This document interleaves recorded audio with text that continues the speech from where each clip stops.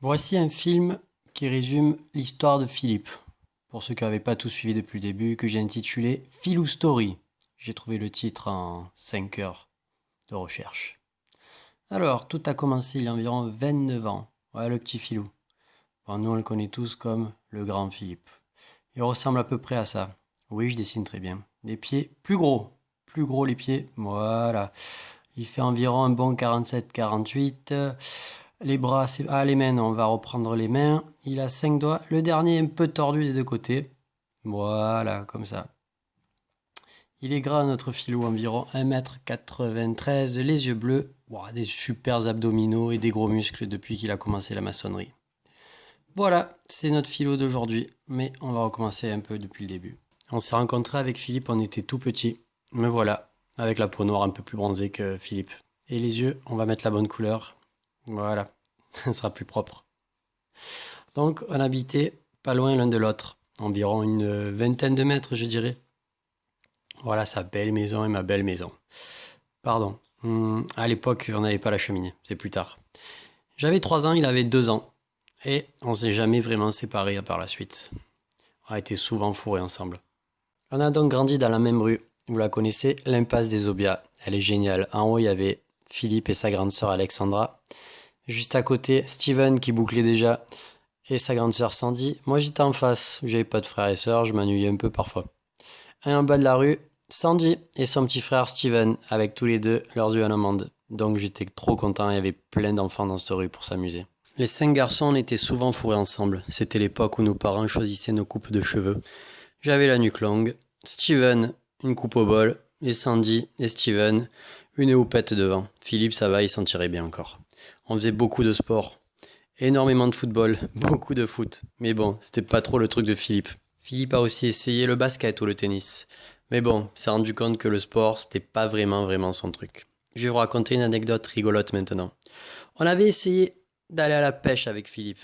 Bon, je m'étais dit, c'est pas du sport, ça va être plus cool, plus détente. On était dans un lac de montagne dans le Massif central. J'espère que vous appréciez les progrès que je fais en dessin. On était là, tous les deux, tranquilles, on pêchait. Et là, qu'est-ce qui se passe? J'attrape un poisson, rien de fou.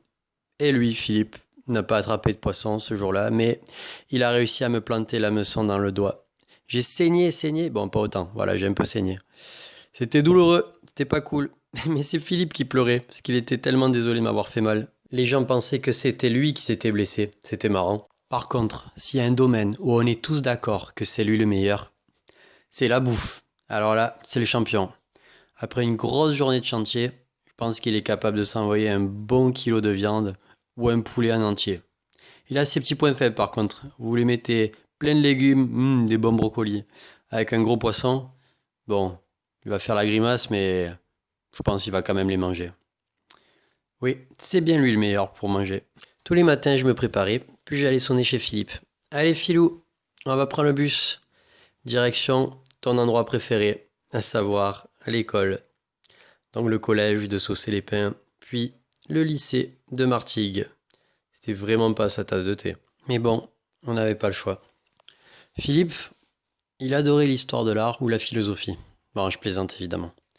Il était en filière scientifique, comme la plupart des garçons de la rue. On lui avait d'ailleurs conseillé de prendre option mathématiques pour son oral du bac. Il a passé le meilleur oral de sa vie. Vous pourrez lui demander, il s'est régalé. Non, il était vraiment pas fait pour les études. Ça en est rendu compte. Et il pensait déjà à l'artisanat pour devenir maçon. Ainsi, il s'est décidé, il a arrêté ses études et s'est vraiment lancé dans la maçonnerie. C'était donc parti pour les Compagnons du Devoir. La première maison de compagnons qu'il a choisie, c'était Bruxelles. Il a donc fait ses valises, chargé sa voiture, et hop, direction Bruxelles, 11 heures de route. Sauf qu'il a pris la mauvaise route. Arrivé dans les Alpes, il a réalisé que c'était pas la Belgique. Ah là là, notre Philippe étourdi, on le connaît bien. Il a un peu rallongé son parcours, mais il est arrivé à Bruxelles finalement. Les compagnons, ça consiste à vivre dans une maison en communauté avec plein d'artisans.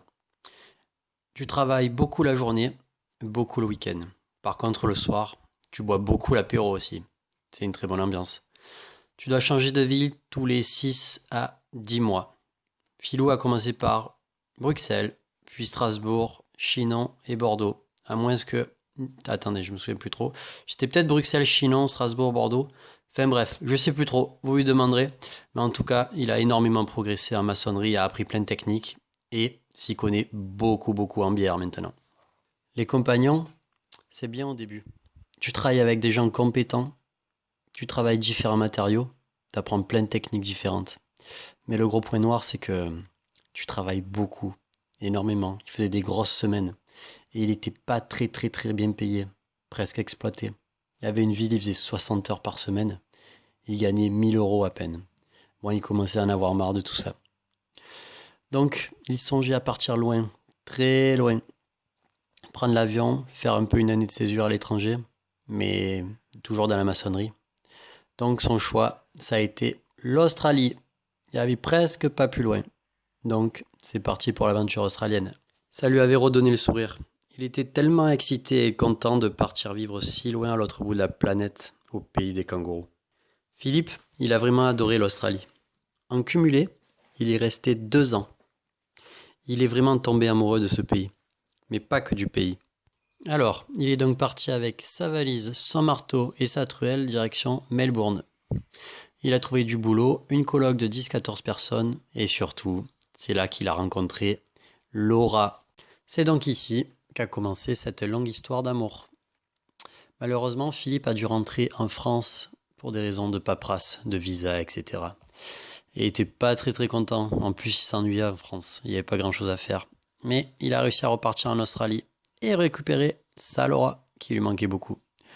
Au bout d'une année, ils sont tous les deux rentrés dans le sud de la France. Et la suite, vous la connaissez.